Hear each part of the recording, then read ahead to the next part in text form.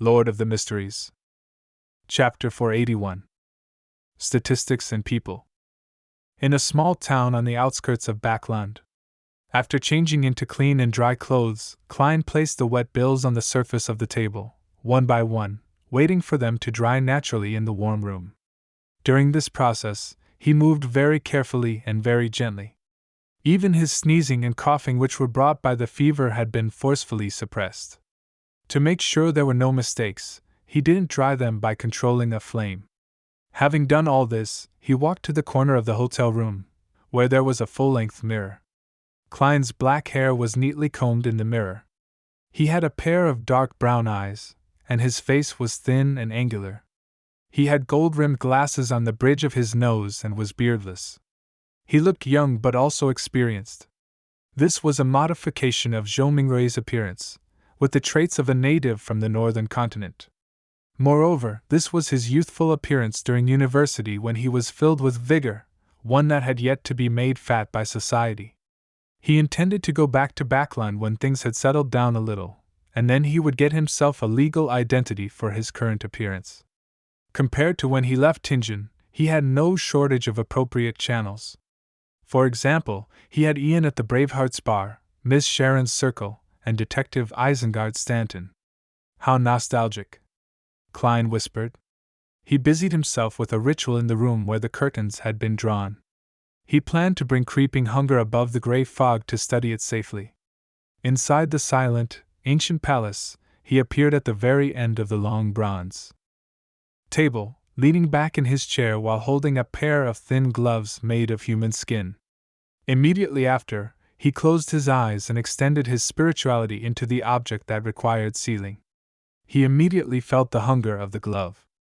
It was as if it had a stomach that could never be filled, but above the gray fog, it was so tame that it didn't dare let out even the slightest bit of malice. It was like a hunting dog lying there, not daring to move at all. Then, Klein heard cries of indignation and groans of pain. Many distorted, hideous, and grieving faces appeared in his spiritual perception, brimming with unspeakable melancholy and madness. These faces were deeply fused with the beyonder characteristics of different colors and different states. Wherever Klein's spirituality spread, it would combine with the corresponding faces and use the powers it had. This is the way to use it? Together with the help of divination, Klein made one attempt after another and figured out what the 5 souls that the creeping hunger could use for grazing. The first was faceless, but it only had the powers to change his appearance and build. The second was psychiatrist. He could make a target fall into a frenzied state, place a certain amount of psychological cues, and could simulate a dragon's might, intimidating individuals and groups, and creating chaos. The third was interrogator. It allowed the wearer of the glove to be proficient in the use of all kinds of weapons, become a demolition expert, possess the ability to focus his mind, and have the ability to pierce a target's spirit body. The fourth was nightmare. There was only one power, which was to drag someone into a dream without being detected. However, it was unlike a beyonder of the corresponding sequence. It was accomplished by creeping hunger, so the wearer could still move their bodies after entering a nightmare state. The fifth was priest of light. It allowed him to produce a halo-like effect, purifying all undead and foul creatures within a certain range. At the same time, he also had the singing ability of a bard, which could strengthen his companions, as well as summon the light of holiness, which was weaker than flaring Sunday. The limit is 5 souls, and the powers are fixed when grazing for the first time. This isn't something I can decide for myself. It's purely based on luck. Maybe there can be 3 or just 1. Klein thoughtfully nodded, sighed, and said to the suffering souls, "No matter what kind of people you were in the past, I will gradually free you from your imprisonment to acquire complete deliverance. In the future, the souls I graze will only come from people who have committed heinous and unforgivable crimes. For every such beyonder I kill, I'll replace one of you and release you, regardless of whether I need their powers or not." His solemn but gentle voice echoed within the ancient palace. The wailing souls quieted down, no longer writhing in a hideous fashion. Phew!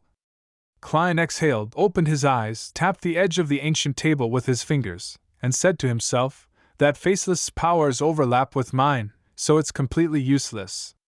Once I have something to replace it with, I'll release him first. Yes, when the time comes, I can attempt to channel his spirit and converse with him. Perhaps I might receive information regarding the high sequences of the seer pathway, as well as clues to the whereabouts of mermaids.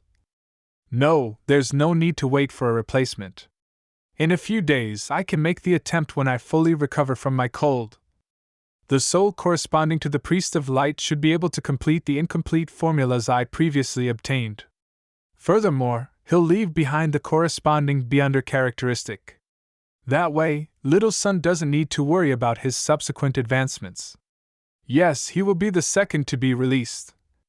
As for me needing to feed a human soul and flesh to creeping hunger every time it's used, that's not something I need to pay attention to. I usually wouldn't use it anyway. When using it, I'll definitely be facing a terrifying enemy. In such a battle, there's no lack of lives to cull. Even if there isn't, I can throw creeping hunger above the gray fog and not be worried about its backlash, nor do I need to be afraid of harming the innocent. The worst outcome would be it becoming unusable. Putting his thoughts away, Klein tried to use the mystical item, creeping hunger, to divine the formula for the shepherd potion but ended up failing. He didn't divine the origins of creeping hunger, afraid that he would provoke an unfriendly existence. Although he wasn't afraid of endangering himself due to the gray fog's isolation and obstruction, doing so could likely damage creeping hunger. I'll consider trying that out when I no longer need it. Klein leaned forward and rested his elbows on the table. He quickly recalled the previous matters and keenly noticed a detail. After the master key was obliterated, its beyonder characteristic didn't disappear. Instead, it became dots of light, trying hard to converge. It can be assumed that the apprentice characteristic that's formed in the end will no longer contain Mr. Door's roars. In other words, such a method can be used to rid the mental corruption inside a beyonder characteristic. But the underlying problem is that there's no way to destroy a beyonder characteristic which has solidified into an item under normal circumstances. Back then, I was relying on a ritual that could allow a true god to descend. It needed the prerequisite of a large number of innocent lives. Also, once the all-black eye is shattered, the true creator's mental corruption that's hidden within will definitely erupt. When that happens, who can withstand it? Do it above the gray fog?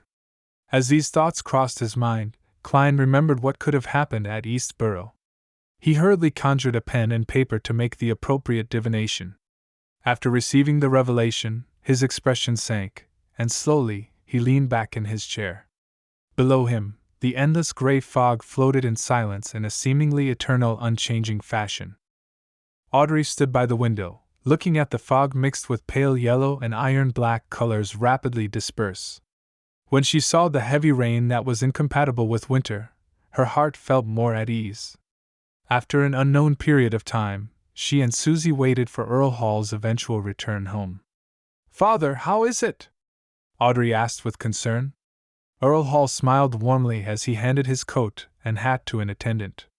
"It's resolved, but the exact details are still unclear. My little princess, you've really helped me greatly this time.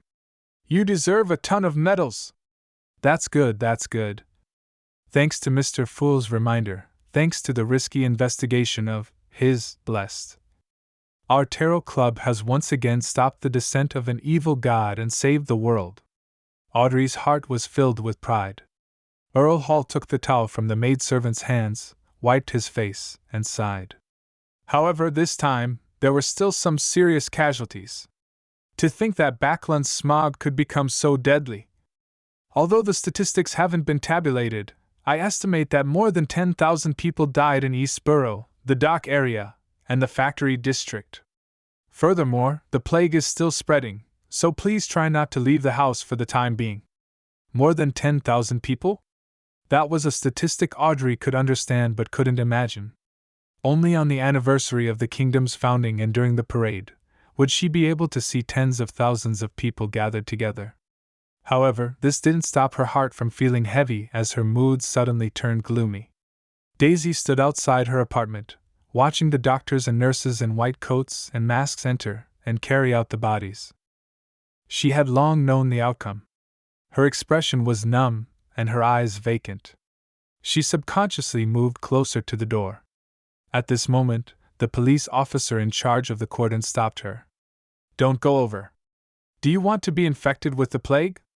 Daisy stood there as she watched the two bodies being carried out. She saw her mother, Liv, hugging her sister, Freja, tightly. They were carried to a cargo carriage that was wrapped in black cloth and temporarily requisitioned. She then watched as they disappeared in front of her eyes as a white cloth covered them. The carriage slowly moved towards the other end of the street. At that moment, Daisy seemed to wake up from a dream. She turned around and ran at full speed, chasing after the carriage. The ground was abnormally muddy after the rain. She fell and got up several times, leaving her body covered in dirt. However, she was still unable to catch up with the carriage and could only watch it disappear around the corner.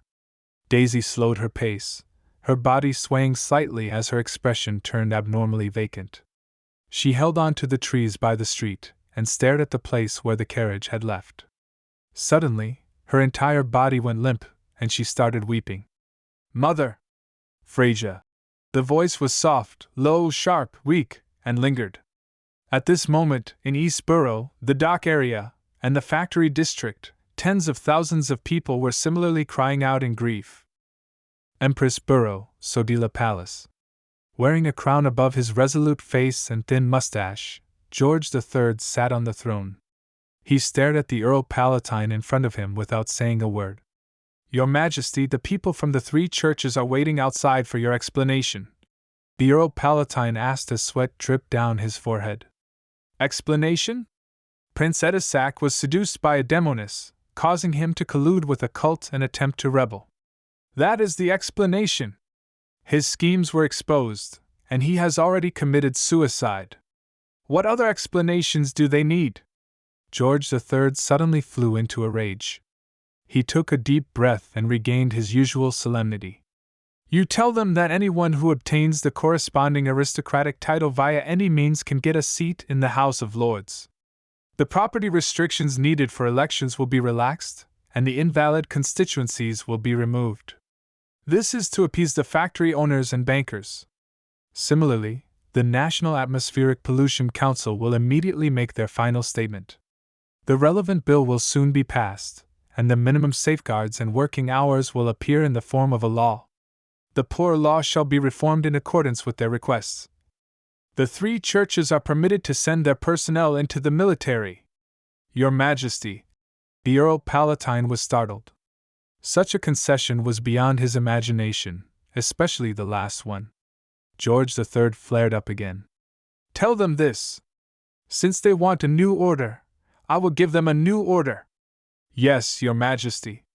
The Earl Palatine didn't dare say anything further and left the palace.